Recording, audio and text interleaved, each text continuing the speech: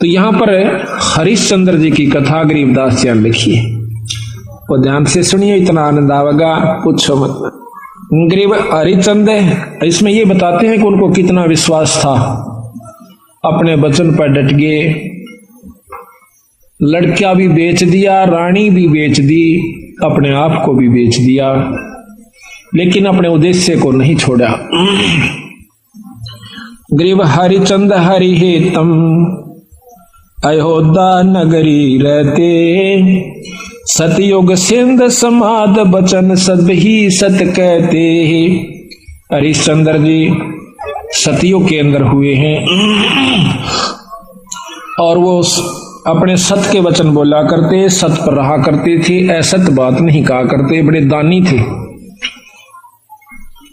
Grieve सुर नर मुनि जन देव सकल मन नाही भाया, सब मुनि करी फैलाद सुनो तुम्हें तेरे भवन राया।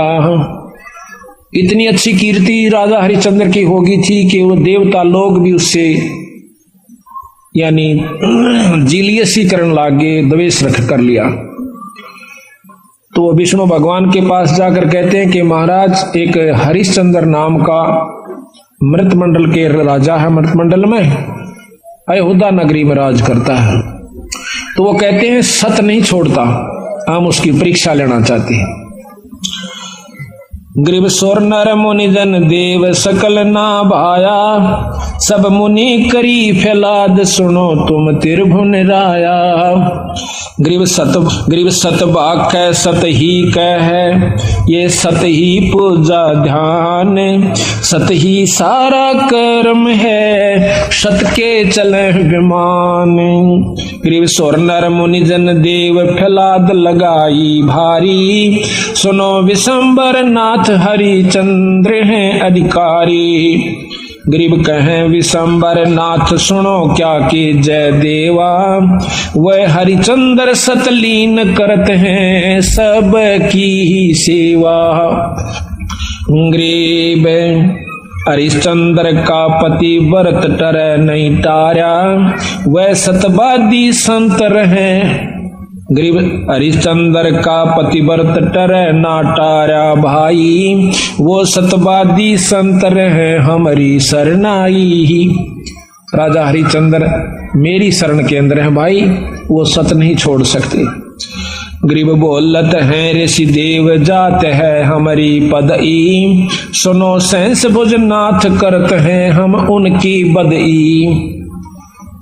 इंद्र जी कहते हैं कि मेरी पदवी जावेगी महाराज, अगर वो इस सत पर डटा रहा और देवताओं की पदवी उसको देनी पड़ेगी तो हम उसके साथ बदई करेंगे, हम उसके साथ तो है ना खेचातान करेंगे, उसके सत को तोड़ेंगे। गरीब गण गंधर्व सब देव सकल में ऊंचा को है, लीजे ताही बुला हरिचंद टार जो देव है। विष्णु भगवान ने बोले भाई देख लो तारी मर्जी। उन्हें मालूम था कि जो मेरी शरण में आ गया और सत पर डटा रहा तो उसका कोई बाल नहीं बांका कर सकता, पर ये भी राजी हो लेंगे, ये प्रसन्न हो जाएंगे, देख लेते हैं। गरीब नारद मुनि ऋषि देव कहे सुन त्रिभुवन नाथा, हरिचंद्र सत ना जावे तुमसे संग विधाता। नारद मुनि बुलाया, वो सियाणे थे, ने बोले भगवान उसके सत न कौन तोड़ दे, जब आप जैसे साथ हो, मेरे बस का नहीं ना आप जावा। तो विश्वामित्र को बुलाओ भाई। गरीब विश्वामित्र बूझ ढील लावे ना कोई, हरिचंद्र का सत जगह पकड़ लावत है सोई। गरीब विश्वामित्र अर्ज करे वो किसको दुखदाई, सुर नर मुनि जन देव सबन ने चुगली खाई। यह बीमारी ऊपरताई है, राग की, द्वेष की, निंदा की, जलने की। अब कौन सोचा कि स्वर्ग पाकर तो निश्चिंत हो गए वो देव लोग, वो यहां से भी ज्यादा बुरी हालत सब लोगों की। अब मर पड़ के ये 3 लोग की साधना स्वर्ग प्राप्ति है। महाराज गरीबदास जी कहें स्वर्ग हमने भी देखा भाई, पर अपना मन नहीं लग गया। सो फिर कहते सुन मंडल को किया पिया ना, यू काल कर्म सब भाग्या। कहते हैं सब देवता ने इकट्ठे होकर विश्वामित्र के चुगली ला दी। विश्वामित्र ने वो बीड़ा उठा लिया कि मैं इसके सत को तोड़ जाऊंगा। गरीब लेकिन वो भी पूछा ऐसा कि भाई वो किसने दुख देश है, क्यों दुखी करो बेचारे ने। तो सबने चुगली निंदा कर करा के और वो श्रृंगार दिया। गरीब सबे कहें ऋषि देव हरिचंद जो डगाई, विश्वामित्र आण बीड़ा जो लिया उठाई। गरीब अबिया तबिया त्रास दीजियो हमरे ताही। ये 3 प्रकार के दुख होते हैं प्रताड़ना करने के, जो कि गुप्त रूप से संत छोड़ देते हैं और वो परेशान हो जाता है। पकड़ लाऊं हरिचंद पलक ना ढील लगाई, गरीब जब दे दो त्रास कहे भगतन के ईसा। हरिचंद विश्वामित्र जब दिया किया मर्तलोक पियाना, दारे रूप बराहा बाग में ला धिमताना। विश्वामित्र ने एक सूअर का रूप बनाया, जंगली सूअर का। राजा हरिचंद्र का एक बहुत कीमती बाग बहुत प्रेम से लगवा रखा था। उस सूअर ने वो सारी बगीची उखाड़ दी, नीचे हुड शरीर अपना मुंह देवे और उथल पुथल कर दे।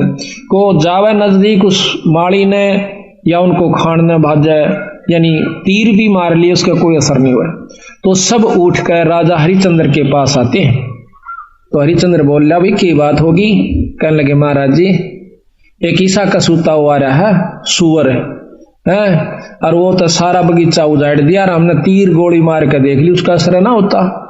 कहते हैं राजा हरिचंद्र ने खुद घोड़ा पिड़वाया, उसके ऊपर अपना अग्नि बाण लेकर अगर के बाण लेकर के बैठ गया और सेना भी साथ चढ़ ली।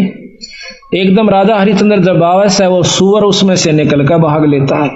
राजा हरिचंद्र इतना तेजी से भागता है, सेना तो बहुत पीछे रहेगी, वो आगे चले जाती है। वहां जाकर के विश्वामित्र एक ब्राह्मण का रूप बना ले से और एक लड़की और एक लड़का दो अपनी सिद्धि से तैयार कर देता है। उस लड़की को राजा के पास ले आवे, हाथ जोड़ कर न्यू कैसे, हे राजन, हे एक क्षत्रिय, एक विपर का काम कीजिए।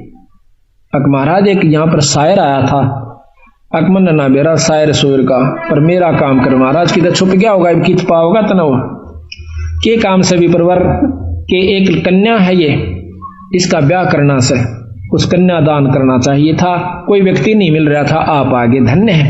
राजा हरिश्चंद्र आप तो सतवादी हो, आप क्षत्रिय हो, ये गरीब कन्या एक ब्राह्मण की लड़की का ब्याह हो रहा है, इस पर कृपा करिए। तो बोले महाराज जी ठीक से स्नान कर ले, नहा धो लिया। कहते हैं कि इनका पति कहाँ है, उसको बुलाओ। उसी समय वो लड़का बुला लिया, फेरे करवा दिए। कहने लगे इनको कन्यादान दे, 7 असरपी दे दी। क्योंकि कन्या नहीं कर मांडा, ऐसे नहीं करा। तो वो कहता है हरिश्चंद्र कि तू राजा होकर और 7 असरपी दिखावे, तेने शर्म नहीं आती, तुझे श्राप दे दूंगा। हरिश्चंद्र कहे महाराज नो ना कर, या मैं थोड़ा लेके आया था, जल्दी में था, आप चलो जितना चाहो सो ले लो। कदे वहां मुकर जा, अक नहीं मुकरूंगा, अग लिख कर दे दे। क्या लिखवाओ, अग आपका सारा राज मेरे नाम लिख दे, वो आप पैसे दे देना तन दे दूंगा। कदे उड़ा जाकर राजापन दिखावा, तो उसी समय लिख दिया कि मैं सर्वस्व अपना राज और इसको देता हूं, ब्राह्मण के नाम करता हूं, विपर के नाम। वापस आ जाते हैं, आगे आके राजा को बोला बैठ घोड़े पर। घोड़े पर बिठा के अगली तरफ और पाछा वो पंडित जी बैठ गया। विश्वामित्र राजा को गले से पकड़ लिया आगे थे, अब तो मेरा बंधुआ हो गया है। अब सैनिका ने देखा कि राजा को अरे को ऋषि पकड़े बैठा, तीर चढ़ा लिए। राजा ने बोला कि या तीन मना कर दे, क्यों मरवा मुझे, ना अपना वचन हार जा। सब उसको कह दिया चुप भाई मारो मत, नहीं इसका कोई कसूर नहीं है, मैंने लिख कर दे रखा है। तो बोला इब्राज मेरे नाम हो लिया, बता कितना देगा वो। 70 जो है ना 100 असरफी चाहिए थी, 100 बार। वो बोला वो भी दूंगा। तो बोला कितना देगा, तो हार जा अपने बच्चन ने कह दे मैं नहीं दे सकता ना, ये नहीं कह सकता, कुमा के दूंगा। कुमागा 100 असरफी इतना 10 साल में भी ना कुमाई जा। जो बोला महाराज हमने बेच दे सारे परिवार न चल कर, तेरे पैसे जरूर दूंगा मां। तो उसी समय रानी को पकड़वा लिया और उसके बाल पकड़ लिया विश्वामित्र। राजा कति नहीं कसक्या और रानी को मतलब राजा को भी बहुत परेशान कर दिया अपनी सिद्धि से। तो फिर भी न बोला विश्वामित्र के अब भी राजा अपने वचन न छोड़ दे, मैं दोनों वन छोड़ दूंगा। कहते हैं वो रानी कहती है कि महाराज नजर नजरा में ऐसे ढंग तक कह रही है कि वचन मत हारना, वचन साधन नहीं है, और चाहे जीत मर जाओ पर आप वचन नहीं हारांगे। रानी ने भी ये प्रण करके यानी इसको सहारा दिया, उसको ले जा करके काशी में ले जाता है, अयोध्या में चौकी बिठा दी यानी अपना राज बिठा दिया। अयोध्या में आकर के उसको बेचता, काशी में आकर बेचता है। राजा लड़के को और रानी को एक ब्राह्मण ले लेता है हर हीरा नाम का, 50 बाहर के अंदर 50 जो भी असरफी थी या जो न देना था उसके रूप में। फिर आप जाकर के एक भंगी के पास जाता है, वो कहता है कि तूने मुर्द फरोश का काम करना पड़ेगा। क्या काम है महाराज? कि जो भी आवे मुर्दा उससे कफन उतार लेना ना, उसको 100 रुपया लेना है उससे टैक्स का। बोला अच्छा जी ठीक है, अगर छोड़ दिया तो तेरे से ले लूंगा। बिल्कुल नहीं छोड़ूंगा, ठीक है। कई दिन तक भूखा भाना बैठा रहा। एक कहते हैं हफ्ते के बाद वो कालिया नाम का झिमर मुर्दफरोश वो आता भंगी वहां पर, कहता है कि हरिया अखा महाराज तेने भोजन नहीं खा रहा। महाराज आपने भोजन की कही नहीं थी, कहाँ खाऊं? ओ तेरे की एक दुकान बता दी कि वहां से ले आ और अपना खा लिए, पैसे का हिसाब माफ कर दूंगा। तो वहां जाकर के वो क्या करता है, भोजन ले लिया एक व्यक्ति का। इतने में विश्वामित्र आकर एक भिखारी का ब्राह्मण का रूप बनाकर कहता कि महाराज मैं भूखा सा, भोजन दीजिए। तो कहने लगा विप्र आधा ले ले, भला हो तेरा सारा दे दे, मैं तो भूखा मरू सू, आधे में काम नहीं चला विप्र राजा महाराज। कहते हैं हरिचंद्र ने वो सारा उठा कर दे दिया, नौका नो बैठ गया। अगले दिन फिर जावस है 2 आदमियों का लिया, 3 का, कहते कोई मांगने वाला आ जाए उसको भी देना होता है। अगले दिन फिर आ गया, आके ने बोला महाराज भोजन दो, हम क्या खेती करें हैं आपका आसरा से। कहने लगा विप्र आज बहुत लैस हूं, आधा ले ले। नहीं महाराज सारा दीजिए। एक कबीर साहब कहते हैं वो नरता मुए जो पर घर मांगन जा, और उनते पहला वह मरे जो जा मुख निकसे ना। न बोला ले भाई ले जा। 15 दिन बीत गए, रोटी नहीं खाई, दुर्बल शरीर हो गया। और उधर से रानी आती है पानी लेने के लिए ब्राह्मण का, और उस घाट पर जब वह पानी भर आई तो उठा को नहीं घड़ा। रानी कहती है कि महाराज ये घड़ा उठवाइए। और न बोला रानी कमाल कर रही है तू, ब्राह्मण के घड़े का एक भंगी हाथ लावे, मेरे बस का नहीं, इस मंदिर बढ़कर उठा ले पानी का मां बढ़कर। यहां थोड़ी सी विपरीत कथा हमने सुनने को मिला करती थी कि घाट पर रानी पानी लेने गई थी कुएं पर, और वहां पर यह भी आ गया था पानी लेने के लिए। नहीं, ये गलत है। गरीबदास महाराज ने जो लिखी है वो सत्य है, क्योंकि इन लाखों वर्ष पहले की रामायण भी ज्यों की तो मिलती है बंदी छड़ की। तो वहां पर रानी आई थी पानी लेने की खातिर, तो हरिचंद्र ने कहा कि अंदर पानी में डुबकी लगा करके घड़ा उठा लीजिए। घर आ जाती है। कुछ दिनों के बाद लड़का रोहतास उस पंडित जी की खातिर फूल लेने जाया करता था। वो रोजाना फूल ला करके पंडित जी को दिया करता था। वो अपने देव के ऊपर, अपने इष्ट के ऊपर पूजा किया करता था। एक दिन कहते हैं रोहतास फूल लेने के लिए जावा है, विश्वामित्र वहां पर एक सर्प का रूप धारण करके वो छोरे को डस लेता है। तो पड़ा पड़ा रोहतास ने कहा ऐसा कि माली मेरी मां ने जिक्र ना करिए भाई, पंडित जी ने बता दे जाकर। वो भाग्या जावस है। अब पंडित जी चाड़ा हो गया कि हो गया कि वो लड़का किसका था भाई, रोहतास नाम बतावस है, और वो तो सांप ने डस लिया और मर गया भाई।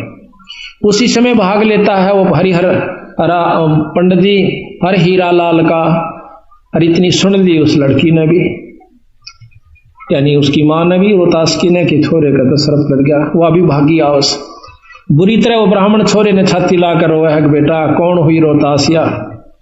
तो कहते हैं रानी ने बोली महाराज पिताजी रोआ मत ना, ये ताने जाने हंस है, क्यों चिंता करते हो। उस माँ ने उस ब्राह्मण का ढाढ़स बढ़वाया कि ये तो आना जाना खेल से, रो मत ना महाराज, हम सब ने जाना से, हमारे साथ होनी थी सो होगी, कोई बात नहीं। अब वहां से लेकर के वो लड़के का कफन उसके ऊपर लपेट के कपड़ा चल देती है। अब गरीब की गेला कौन जा, हरी हीरा और 2-3 जने वो जाते हैं, जाकर के मर्द घाट पर लुटा देती है, फूकण की तैयारी करे से इधर उधर से लकड़ी तैयार करके। तो इतने में हरिया आ जाता है, हरिश्चंद्र कैसा कि माई वो दे टैक्स 100 रुपया काट। तो वहां पर वो कहती है कि महाराज ये आपका बेटा रोहतास है, अग मेरा कोई पुत्र नहीं है, और मैं आपकी रानी सू, कोई पुत्र नहीं, मेरा कोई बेटा नहीं, 100 रुपया दे दे। तो बोली चाला कर रहे हो कि यहां पर मैं किस पहले आऊं, इस नगर में मैंने कोई जानता भी को ना, और ना मेरा कोई भाई। इतनी कहकर रो पड़ती है, कहने लगे अड़ ये को नहीं चल, 100 रुपया दे दे, मैं नौकर पर आया सू आज। तो वो कहती है कि मेरे पास पैसा नहीं, कफन उतार लेता है, और नो कहकर वह पागल हो जाती है, और उस लड़के की लाश को पानी में डाल देता है। वह रोती हुई सिर्फ पागल होगी, अकीब रह भी के गया, पति विमुख, पुत्र है नहीं, पागल होगी, सिर के बाल पाड़ती हुई। और फिर विश्वामित्र ने क्या करा, अंधी चला दी, जंखाड़ चला दिया। कौन जावा गरीब की गेला, सब अब अपने घर न टल गए। वह जाकर के एक मंडी में सिर छुपा लेती है, पड़ी पड़ी रोए, बेहोश हो जाती है। उधर से विश्वामित्र ने क्या करा, एक बहुत बड़े अधिकारी का लड़का एक बाघ का रूप बनाकर, चीते का रूप बनाकर छोरा मार दिया, पाट दिया और भाग गया लेकर के। वो ढूंढ पड़ी, जब वो विश्वामित्र ही दूसरा रूप बना के कहता है कि आजो मैं बताऊंगा थारे छोरे ने एक डायन ने खा लिया। और क्या करा विश्वामित्र ने, एक पशु की वो खत्म करके और उसका आगे उसके हाथ पांव खून खान लगा के घेर दिया, और उसके मुंह का खून लगा दिया। बेहोश पड़ी थी वह रोहतास की मां तारावती।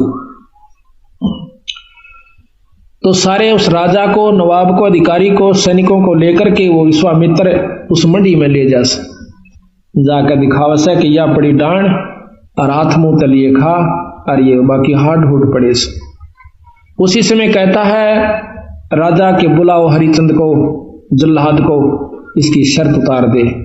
कालिया को कहा कि कालिया इसका सिर उतरवा दे, क्योंकि वो सारे काम उन्हीं से जल्लाद रूप में भी वही क्या करते थे। उसी समय राजा हरिचंद्र को, क्यों नौकर था वो कालिया का, कि हरिया कि हाँ महाराज इस डांड का सिर काट दे। अभी महाराज पकड़ कर बाढ़ और तलवार में मारने लग गया। पीछे से भगवान विष्णु ने तलवार पकड़ ली। मैं बोला हरिचंद सफल हुआ। कौन सा भाई, कि भगवान विष्णु अग्नि। भगवान बहुत दिन हो गए छुप कर रहते ने, सामने आ जाओ ना, छोड़ दो तलवार ने। अगर सामने आ जाते हैं कि मांग हरिचंद के मांगा है, कि महाराज जब दर्शन हो गए मांगन में भी के रह गया मेरे पास, कि फिर भी मांग भाई। अक आप पक्का वचन भर लो, कदे फिर जाओ। अक वचन भर लिए। ने बोला सारी काशी पार हो, और या बांदी जीवित हो, ठीक हो, और इसका छोरा जीवित हो जा, और विमान में बैठ कर जा, यहाँ के काशी के पशु और पक्षी भी स्वर्ग में जाने चाहिए। बोल तरीके सलाह। नो बोला तथास्तु, सारे स्वर्ग में जाएंगे। बोल सतगुरुदेव। तो महाराज कहते हैं कि जिस नगरी में साधु रहते हैं वो नगर भी अमान है, अमर है। ऐसे प्यारे